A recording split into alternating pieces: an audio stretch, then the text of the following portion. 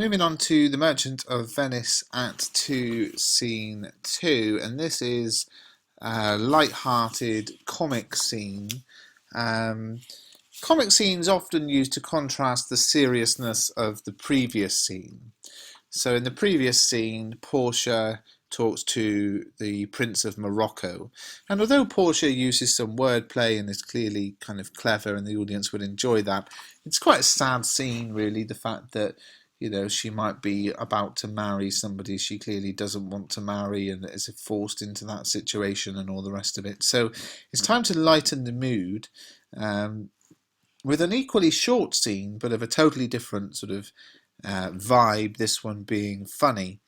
And this one has Launcelot in it and Old Gobbo. And you can see that Launcelot's words and Old Gobbo are in prose, often used for sort of lesser intelligent characters, a little idea of the skill behind Shakespeare's writing.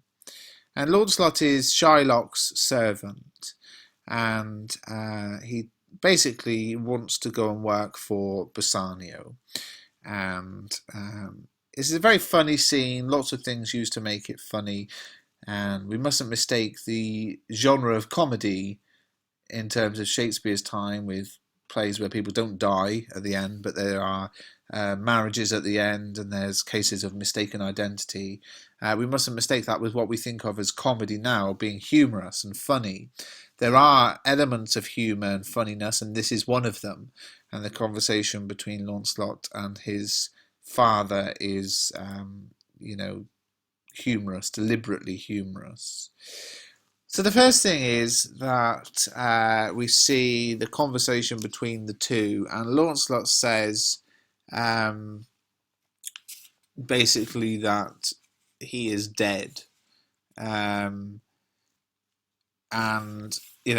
he's trying to trick Old Gobbo into thinking it, look, your son has died, even though he is the son. So it's quite funny because the father doesn't even recognise this is my son telling me this. So he says, ergo, Master Launcelot, talk not of Master Launcelot, father, for the young gentleman, according to the fates and destinies and such odd sayings, the sisters three and such branches of learning, is indeed deceased. He's dead. Now, Old Gobbo then is really upset. Marry, God forbid, the boy was the very staff of my age, my very prop. And they have this humorous banter back and forth. If he meant that much to you, why can't you even recognise him stood here in front of you? But there is a deeper meaning in this line, is indeed deceased, because it is one of the many references to the theme of trickery and lies. There's so much deception in this play, and this is just one sort of light-hearted, humorous example of it, but ultimately there's deception all the way through.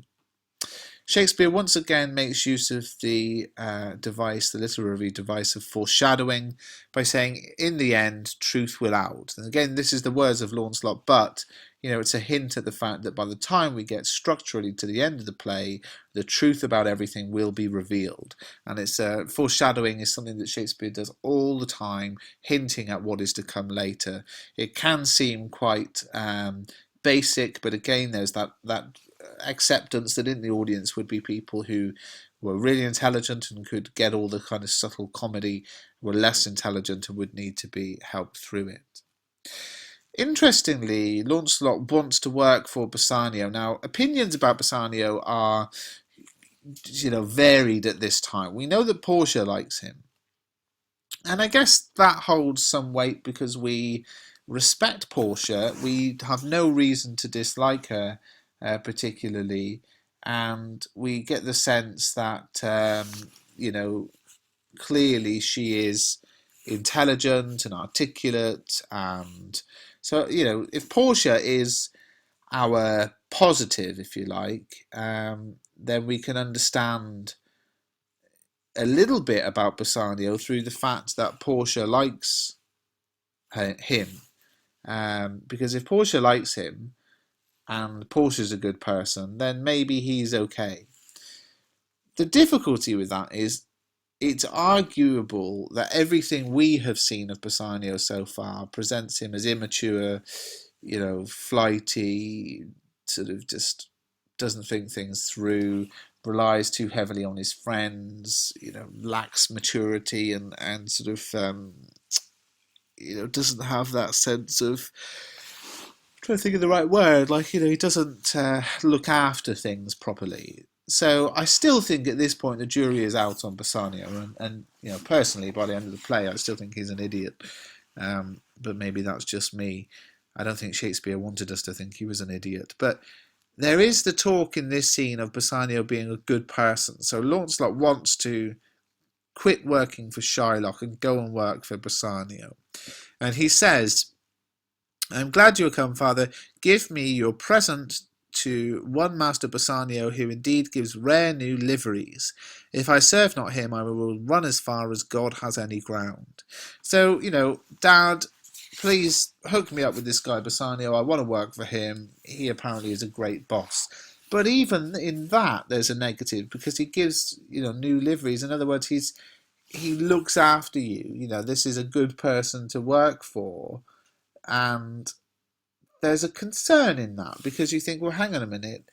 Bassanio doesn't have any money, and he wants to,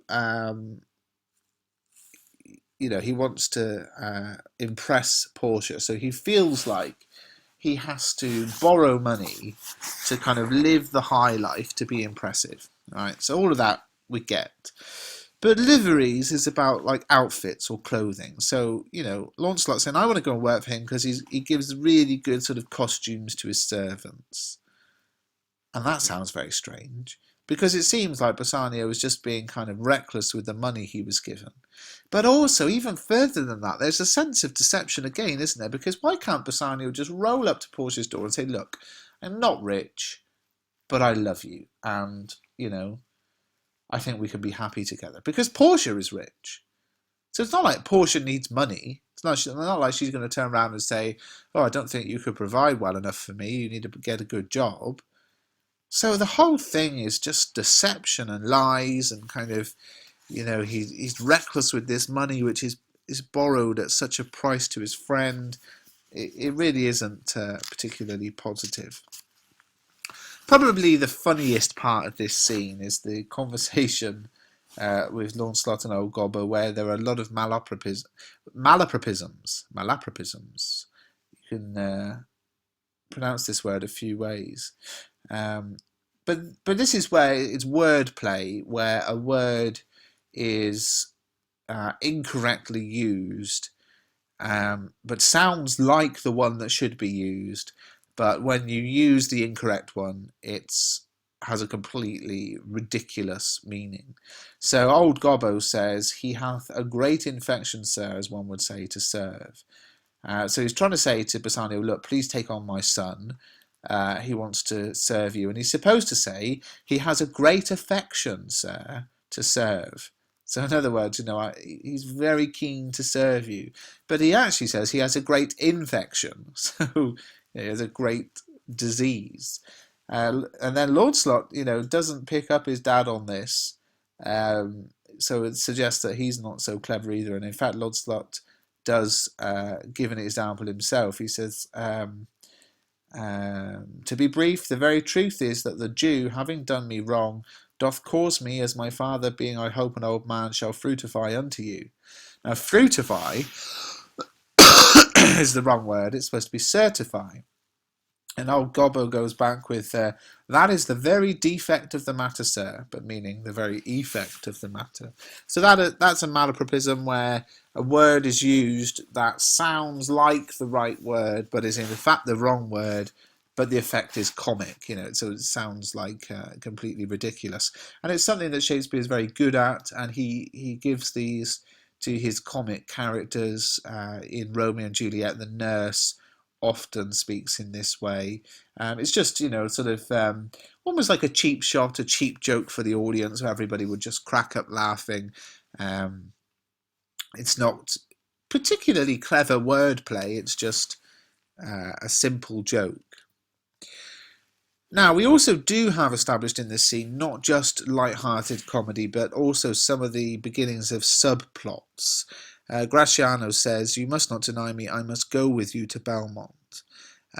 So we see here the beginning of one of the other love lines, one of the other love stories, which is one of the many things that is important in a comedy, is lots of different confusing love stories. Then, of course, Lancelot leaves Shylock, and you could argue that foreshadows Jessica doing the same in the next scene. You know, the things are falling apart for Shylock. People around him are leaving. In this one, his servant, but that's just a small loss. But in the next one, his daughter, which is a huge loss. So this scene is actually like scene 1 in most acts, but it's obviously scene 2 in this act. Scene 1 in most of the other acts develop minor plot points, like Lancelot's change of employer. But we see it here in scene 2. So little bits of plot which will become important for the storyline later, you know, for everything to tie in and the right people to be able to pass on the right message and that kind of thing. This scene then is slapstick comedy, visual comedy. The dialogue is not witty like it is with Portia, but the action is witty. So it's kind of lowest common denominator, basic, simplistic comedy.